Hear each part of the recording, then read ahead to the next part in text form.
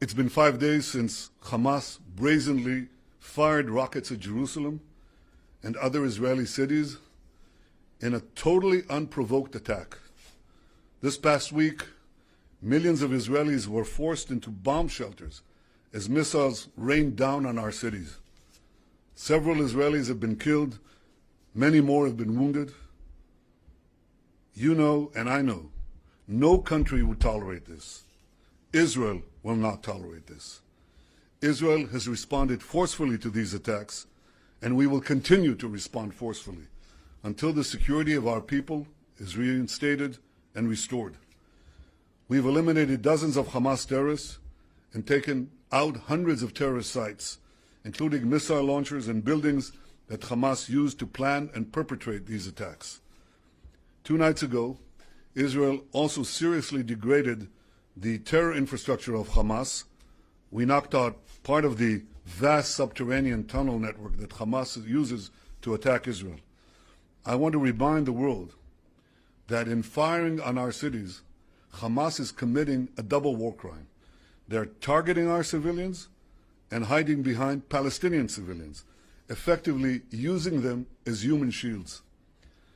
As always, Israel is doing everything possible to protect our civilians and keep Palestinian civilians out of harm's way. We demonstrated this yet again today when we warned civilians to vacate the building used by the Hamas terror intelligence.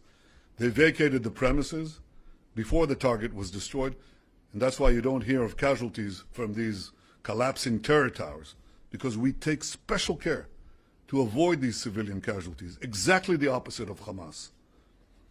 Defeating Hamas does not only serve Israel's interest, it serves the interests of all those who seek peace, stability, security in the Middle East. I want to thank Israel's many friends in the international community who have strongly backed Israel's action in defending ourselves. I want to thank the President of the United States, Joe Biden, and I want to thank the many countries, including European countries, that flew the Israeli flag in solidarity on their government buildings. No one should have any equivocation about the choice that is so clear here. And I want to thank President Biden for his clear and unequivocal support.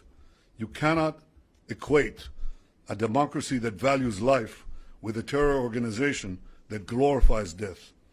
I also want to say a word about the violence we've seen in recent days within Israeli towns, from Lod to Bat Yam, from Akko to Haifa. The Jewish state will not tolerate pogroms against our citizens. We will not allow our Jewish citizens to be lynched or to live in fear of murderous Arab gangs. We will not tolerate the torching of synagogues and the torching of property.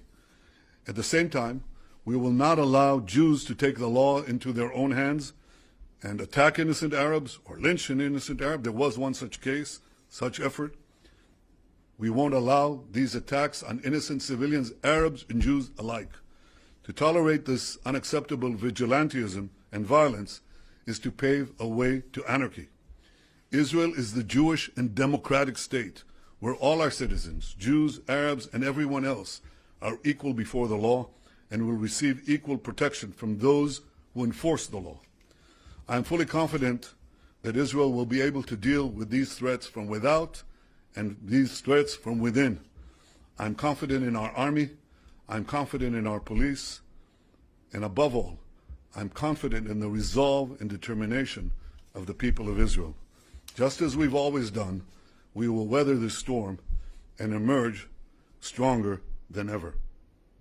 Thank you.